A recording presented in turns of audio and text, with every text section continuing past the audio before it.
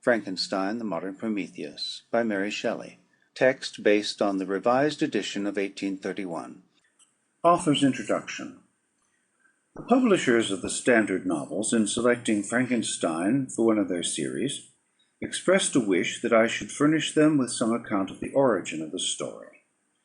I am the more willing to comply, because I shall thus give a general answer to the question so frequently asked me, how I, then a young girl, came to think of and to dilate upon so very hideous an idea.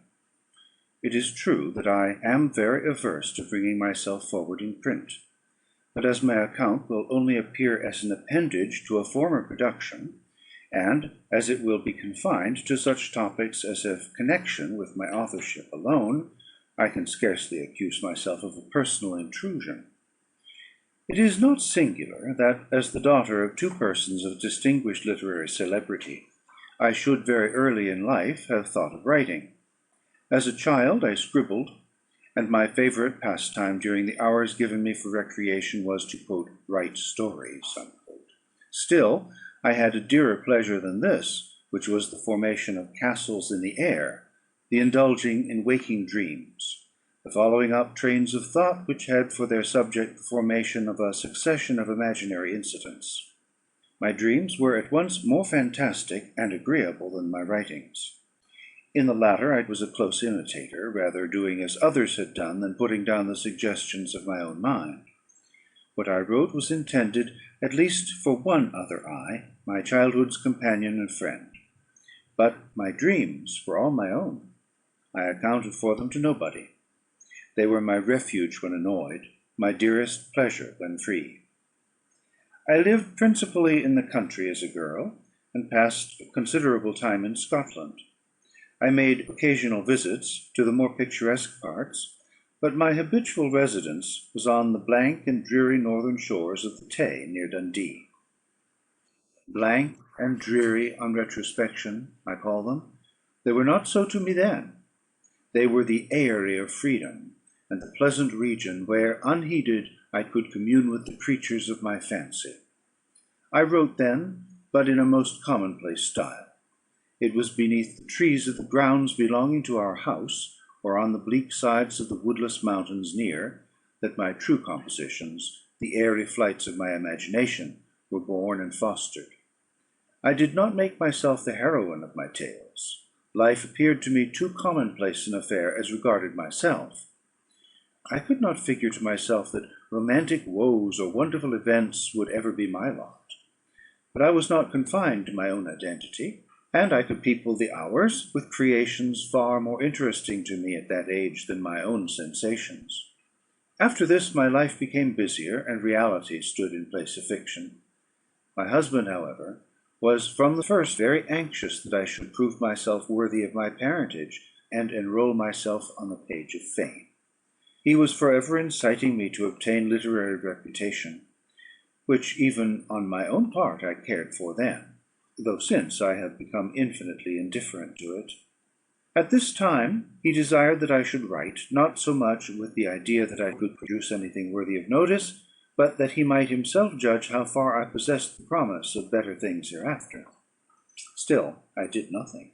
Travelling and the cares of a family occupied my time, and study in the way of reading or improving my ideas in communication with his far more cultivated mind was all of literary employment that engaged my attention. In the summer of 1816 we visited Switzerland, and became the neighbours of Lord Byron. At first we spent our pleasant hours on the lake, or wandering on its shores; and Lord Byron, who was writing the third canto of Childe Harold, was the only one among us who put his thoughts upon paper. These, as he brought them successively to us, clothed in all the light and harmony of poetry, seemed to stamp as divine the glories of heaven and earth, whose influences we partook with him. But it proved a wet, ungenial summer, and incessant rain often confined us for days to the house. Some volumes of ghost stories, translated from the German into French, fell into our hands. There was the history of the inconstant lover, who, when he thought to clasp the bride to whom he had pledged his vows, found himself in the arms of the pale ghost of her whom he had deserted. There was the tale of the sinful founder of his race, whose miserable doom it was to bestow the kiss of death on all the younger sons of his fated house, just when they reached the age of promise. His gigantic, shadowy form, clothed like the ghost in Hamlet, in complete armour, but with the beaver up, was seen at midnight by the moon's fitful beams to advance slowly along the gloomy avenue. The shape was lost beneath the shadow of the castle walls, but soon a gate swung back, a step was heard, the door of the chamber opened, and he advanced to the couch of the blooming youths, cradled in healthy sleep. Eternal sorrow sat upon his face as he bent down and kissed the forehead of the boys, who from that hour withered like flowers snapped upon the stalk. I have not seen these stories since then, but their incidents are as fresh in my mind as if I had read them yesterday. "We will each write a ghost story," said Lord Byron, and his proposition was acceded to. There were 4 of us. The noble author began a tale, a fragment of which he printed at the end of his poem of Mazeppa.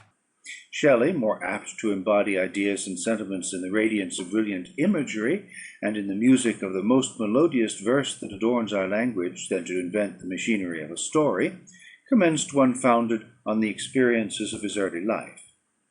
Poor Polidori had some terrible idea about a skull-headed lady who was so punished for peeping through a keyhole. What to see I forget, something very shocking and wrong, of course, but when she was reduced to a worse condition than the renowned Tom of Coventry, he did not know what to do with her, and was obliged to dispatch her to the tomb of the Capulets, the only place for which she was fitted. The illustrious poets also, annoyed by the platitude of prose, speedily relinquished their uncongenial task. I busied myself to think of a story to rival those which had excited us to this task, one which would speak to the mysterious fears of our nature, and awaken thrilling horror, one to make the reader dread to look round, to curdle the blood, and quicken the beatings of the heart. If I did not accomplish these things, my ghost story would be unworthy of its name. I thought and pondered vainly. I felt that blank incapability of invention which is the greatest misery of authorship, when dull nothing replies to our anxious invocations. "Have you thought of a story?" I was asked each morning, and each morning I was forced to reply with a mortifying negative. Everything must have a beginning, to speak in Sanchian phrase, and that beginning must be linked to something that went before. The Hindus give the world an elephant to support it, but they make the elephant stand upon a tortoise. Invention, it must be humbly admitted, does not consist in creating out of void, but out of chaos. The materials must, in the first place, be afforded. It can give form to dark, shapeless substances, but cannot bring into being the substance itself. In all matters of discovery and invention, even those that appertain to the imagination, we are continually reminded of the story of Columbus and his egg. Invention consists in the capacity of seizing on the capabilities of a subject, and in the power of moulding and fashioning ideas suggested by it. Many and long were the conversations between Lord Byron and Shelley, to which I was a devout but nearly silent listener. During one of these, various philosophical doctrines were discussed, and, among others, the nature and the principle of life, and whether there was any probability of its ever being discovered and communicated. They talked of the experiments of Dr. Darwin. I speak not of what the doctor really did, or said that he did, but, as more to my purpose, of what was then spoken of as having been done by him, who preserved a piece of vermicelli in a glass case, till by some extraordinary means it began to move with voluntary motion. Not thus, after all, would life be given. Perhaps a corpse would be reanimated. Galvanism had given token of such things. Perhaps the component parts of a creature might be manufactured, brought together, and imbued with vital warmth. Night waned upon this talk, and even the witching hour had gone by before we retired to rest. When I placed my head on my pillow, I did not sleep, nor could I be said to think. My imagination, unbidden, possessed and guided me, gifting the successive images that arose in my mind with a vividness far beyond the usual bounds of reverie. I saw, with shut eyes, but acute mental vision, I saw the pale student of unhallowed arts kneeling beside the thing he had put together. I saw the hideous phantasm of a man stretched out, and then, on the working of some powerful engine, show signs of life and stir with an uneasy, half-vital motion. Frightful must it be, for supremely frightful would be the effect of any human endeavour to mock the stupendous mechanism of the Creator of the world. His success would terrify the artist.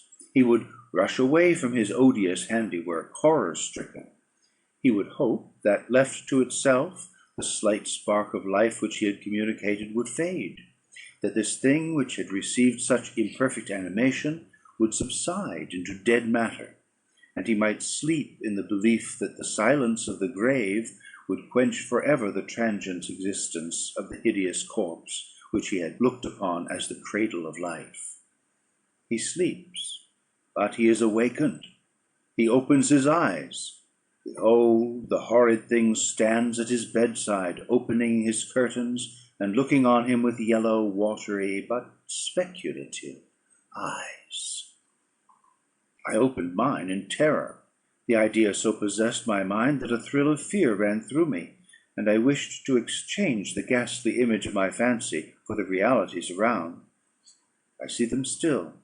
The very room, the dark parquet, the closed shutters with the moonlight struggling through, and the sense I had that the glassy lake and white high Alps were beyond. I could not so easily get rid of my hideous phantom. Still it haunted me. I must try to think of something else. I recurred to my ghost story, my tiresome, unlucky ghost story. Oh, if I could only contrive one which would frighten my reader as I myself had been frightened that night. Swift as light and as cheering was the idea that broke in upon me. I have found it. What terrified me will terrify others, and I need only describe the spectre which had haunted my midnight pillow. On the morrow I announced that I had thought of a story. I began that day with the words, "It was on a dreary night of November," making only a transcript of the grim terrors of my waking dream. At first I thought but of a few pages, of a short tale, but Shelley urged me to develop the idea at greater length. I certainly did not owe the suggestion of one incident, nor scarcely of one train of feeling, to my husband; and yet, but for his incitement, it would never have taken the form in which it was presented to the world. From this declaration I must accept the preface. As far as I can recollect, it was entirely written by him. And now, once again, I bid my hideous progeny go forth and prosper. I have an affection for it was the offspring of happy days, when death and grief were but words which found no true echo in my heart. Its several pages speak of many a walk, many a drive, and many a conversation when I was not alone, and my companion was one who in this world I shall never see more. But this is for myself. My readers have nothing to do with these associations. I will add but one word as to the alterations I have made. They are principally those of style. I have changed no portion of the story, nor introduced any new ideas or circumstances. I have mended the language where it was so bald as to interfere with the interest of the narrative; and these changes occur almost exclusively in the beginning of the first volume. Throughout, they are entirely confined to such parts as are mere adjuncts to the story, leaving the core and substance of it untouched. M.W.S. London, October 15, 1831. Preface. The event on which this fiction is founded has been supposed by Dr. Darwin and some physiological writers of Germany as not of impossible occurrence. I shall not be supposed as according the remotest degree of serious faith to such an imagination. Yet, in assuming it as the basis of a work of fancy, I have not considered myself as merely weaving a series of supernatural terrors. The event on which the interest of a story depends is exempt from the disadvantages of a mere tale of spectres or enchantment. It was recommended by the novelty of the situations which it develops, and, however impossible as a physical fact, affords a point of view to the imagination for the delineating of human passions more comprehensive and commanding than any which the ordinary relations of existing events can yield. I have thus endeavoured to preserve the truth of the elementary principles of human nature, while I have not scrupled to innovate upon their combinations. The Iliad, the tragic poetry of Greece, Shakespeare in The Tempest and Midsummer Night's Dream, and most especially Milton in Paradise Lost, conform to this rule; and the most humble novelist, who seeks to confer or receive amusement from his labours, may, without presumption, apply to prose fiction a license, or rather a rule, from the adoption of which so many exquisite combinations of human feeling have resulted in the highest specimens of poetry. The circumstance on which my story rests was suggested in casual conversation. It was commenced partly as a source of amusement, and partly as an expedient for exercising any untried resources of mind. Other motives were mingled with these as the work proceeded. I am by no means indifferent to the manner in which whatever moral tendencies exist in the sentiments or characters it contains shall affect the reader. Yet my chief concern in this respect has been limited to the avoiding the enervating effects of the novels of the present day, and to the exhibition of the amiableness of domestic affection, and the excellence of universal virtue. The opinions which naturally spring from the character and situation of the hero are by no means to be conceived as existing always in my own conviction, nor is any inference justly to be drawn from the following pages as prejudicing any philosophical doctrine of whatever kind. It is a subject also of additional interest to the author, that this story was begun in the majestic region where the scene is principally laid, and in society which cannot cease to be regretted. I passed the summer of 1816 in the environs of Geneva. The season was cold and rainy, and in the evenings we crowded around a blazing wood fire, and occasionally amused ourselves with some German stories of ghosts, which happened to fall into our hands. These tales excited in us a playful desire of imitation.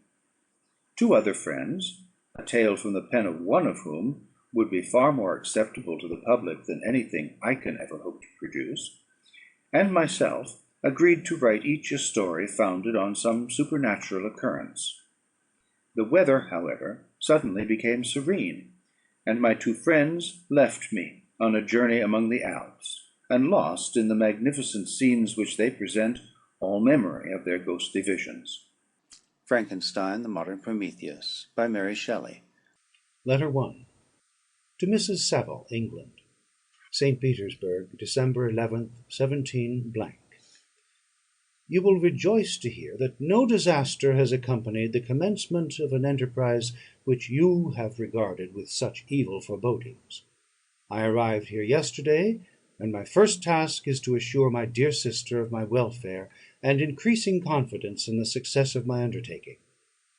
I am already far north of London, and as I walk in the streets of Petersburg, I feel a cold northern breeze play upon my cheeks, which braces my nerves and fills me with delight. Do you understand this feeling? This breeze, which has travelled from the regions towards which I am advancing, gives me a foretaste of those icy climes. Inspirited by this wind of promise, my daydreams become more fervent and vivid. I try in vain to be persuaded that the pole is the seat of frost and desolation. It ever presents itself to my imagination as the region of beauty and delight. There, Margaret, the sun is for ever visible, its broad disk just skirting the horizon, and diffusing a perpetual splendour. There, For, with your leave, my sister, I will put some trust in preceding navigators. There snow and frost are banished, and sailing over a calm sea, we may be wafted to a land surpassing in wonders and in beauty every region hitherto discovered on the habitable globe. Its productions and features may be without example, as the phenomena of the heavenly bodies undoubtedly are in those undiscovered solitudes. What may not be expected in a country of eternal light? I may there discover the wondrous power which attracts the needle, and may regulate 1,000 celestial observations that require only this voyage to render their seeming eccentricities consistent for ever. I shall satiate my ardent curiosity with the sight of a part of the world never before visited, and may tread a land never before imprinted by the foot of man. These are my enticements, and they are sufficient to conquer all fear of danger or death, and to induce me to commence this laborious voyage with the joy a child feels when he embarks in a little boat with his holiday mates on an expedition of discovery up his native river. But, supposing all these conjectures to be false, you cannot contest the inestimable benefit which I shall confer upon all mankind to the last generation, by discovering a passage near the pole to those countries to reach which at present so many months are requisite, or by ascertaining the secret of the magnet, which, if at all possible, can only be effected by an undertaking such as mine. These reflections have dispelled the agitation with which I began my letter, and I feel my heart glow with an enthusiasm which elevates me to heaven.